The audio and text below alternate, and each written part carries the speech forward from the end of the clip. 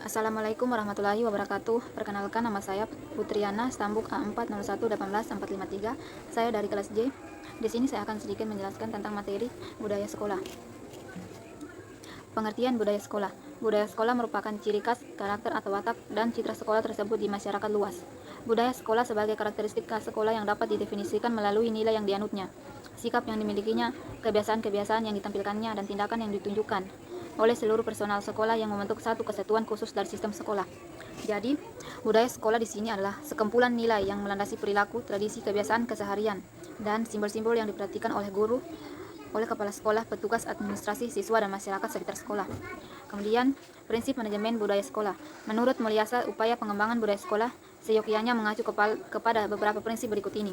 Yang pertama, berfokus pada visi, misi, dan tujuan sekolah. Fungsi, misi, dan tujuan sekolah adalah mengarahkan pengembangan budaya sekolah. Visi tentang keunggulan mutu misalnya harus disertai dengan program-program yang nyata mengenai penciptaan budaya sekolah. Kemudian kedua, penciptaan komunikasi formal dan informal. Maksudnya yaitu merupakan dasar bagi koordinasi dalam sekolah, termasuk dalam menyampaikan pesan-pesan pentingnya budaya sekolah. Komunikasi informal sama pentingnya dengan komunikasi formal. Dengan demikian, jalur komunikasi tersebut perlu digunakan dalam menyampaikan pesan serta atau secara efektif dan efisien. Kemudian yang ketiga, inovatif dan bersedia mengambil resiko. Salah satu dimensi budaya organisasi adalah inovasi dan kesediaan mengambil resiko. Setiap perubahan budaya sekolah menyebabkan adanya resiko yang harus diterima khususnya bagi para pembaharu. Kemudian yang keempat, memiliki strategi yang jelas. Pengembangan budaya sekolah perlu ditopang oleh strategi dan program. Strategi mencakup cara-cara yang ditempuh, sedangkan program menyangkut kegiatan operasional yang perlu dilakukan. Kemudian yang kelima, berorientasi kinerja. Pengembangan budaya sekolah perlu diarahkan pada sasaran yang terdapat mungkin dapat diukur. Sasaran yang dapat diukur akan mempermudah pengukuran capaian kinerja dari suatu sekolah. Kemudian yang keenam, sistem evaluasi yang jelas. Untuk mengetahui kinerja pengembangan budaya sekolah perlu dilakukan evaluasi secara rutin dan bertahap. Yang pertama jangka pendek, sedang, dan jangka panjang. Karena itu perlu dikembangkan sistem evaluasi terutama dalam hal kapan evaluasi dilakukan, siapa yang melakukan, dan mekanisme tindak lanjut yang harus dilakukan. Kemudian, asas-asas pengembangan budaya sekolah. Selain mengacu kepada sejumlah prinsip di atas, menurut Samsudin mengatakan upaya pengembangan budaya sekolah juga seyogyanya berkembang pada asas-asas berikut ini. Yang pertama, kerjasama tim. Kerjasama tim yaitu merupakan suatu keharusan, dan kerjasama merupakan aktivitas yang bertujuan untuk membangun kekuatan-kekuatan atau sumber daya yang dimiliki oleh personel sekolah. Kemudian yang kedua, kemampuan. Dalam lingkungan pembelajaran, kemampuan profesional guru bukan hanya ditunjukkan dalam bidang akademik, tetapi juga dalam bersikap dan bertindak yang mencerminkan pribadi pendidik. Kemudian ketiga, keinginan. Keinginan di sini merujuk pada kemauan atau kerelaan untuk melakukan tugas dan tanggung jawab, untuk memberikan kepuasan terhadap siswa dan masyarakat. Semua nilai di atas tidak berarti apa-apa jika tidak diiringi dengan keinginan. Nilai kegembiraan ini harus dimiliki oleh seluruh personil sekolah, dengan harapan kegembiraan yang kita miliki akan berimplikasi pada lingkungan dan iklim sekolah yang ramah dan menumbuhkan perasaan puas, nyaman, bahagia, dan bangga sebagai bagian dari personal sekolah. Hormat atau respect. Rasa hormat merupakan nilai yang memperlihatkan penghargaan kepada siapa saja, baik dalam lingkungan sekolah maupun dengan stakeholders pendidikan lainnya. Kemudian yang keenam, jujur atau honesty.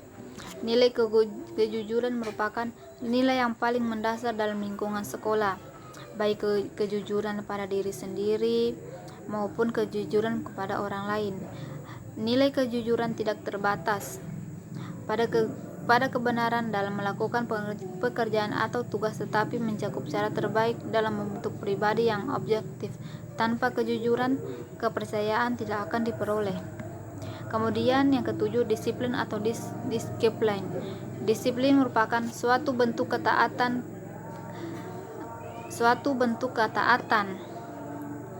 pada peraturan dan sanksi yang berlaku dalam lingkungan sekolah.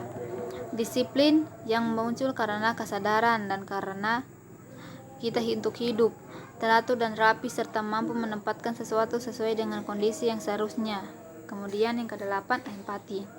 Empati adalah kemampuan menempatkan diri atau dapat merasakan apa yang dirasakan oleh orang lain, dan namun tidak ikut larut dalam perasaan itu.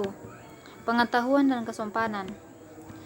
Pengetahuan dan kesopanan para personel sekolah yang disertai dengan kemampuan untuk memperoleh kepercayaan dari siapa saja akan memberikan kesan yang meyakinkan bagi orang lain. Kemudian karakteristik budaya sekolah.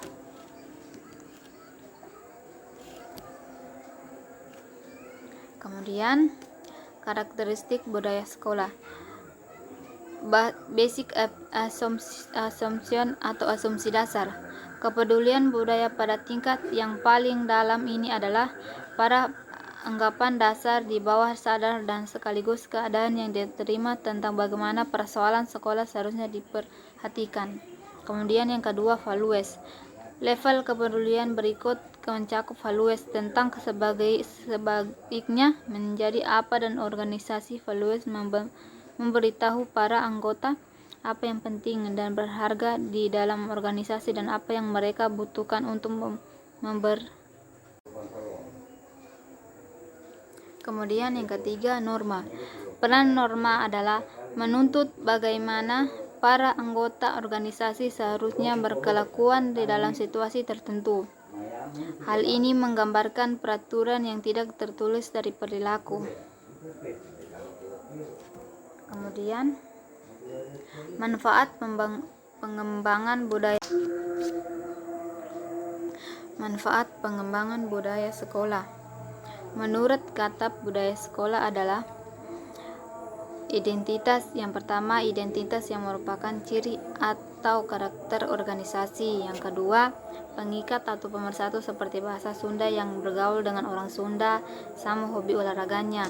Kemudian yang ketiga, sources atau misalnya inspirasi, sumber penggerak dan pola perilaku, kemampuan meningkatkan nilai tambah, pengganti formalisasi seperti olahraga rutin, Jumat yang tidak dipaksa, mekanisme adaptasi terhadap perubahan seperti adanya rumah susun. Selain beberapa manfaat, di samping manfaat lain bagi individu dan kelompok adalah yang pertama, meningkatkan kepuasan kerja. Kedua, pergaulan lebih akrab. Ketiga, disiplin meningkat. Keempat, pengawasan fungsional bisa lebih ringan. Muncul keinginan untuk selalu ingin berbuat proaktif. Keenam, belajar dari prestasi terus serta. Ketujuh, selalu ingin memberikan terbaik bagi sekolah, keluarga, orang lain, dan diri sendiri. Sekian dari saya.